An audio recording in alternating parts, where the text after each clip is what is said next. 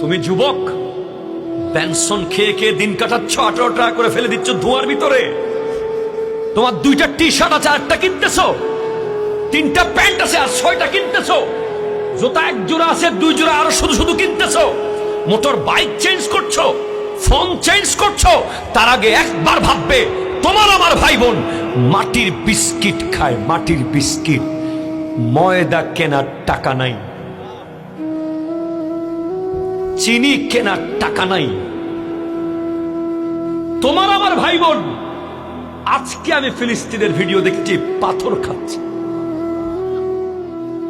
মুখের ভিতরে পাথর দিয়ে এইভাবে হা করে দেখাচ্ছে, পাথর পাথর পেটে বেঁধে রেখেছে। আমি জৈনুল আবেদিন কাদেরী, যেদিন থেকে ফিলিস্তিনের উপর আগ্রাসন শুরু হয়েছে, আলহামদুলিল্লাহ আমি একটা নতুন কাপড় এখনো কিনি নাই, একটা। কিভাবে কিনবো আমি?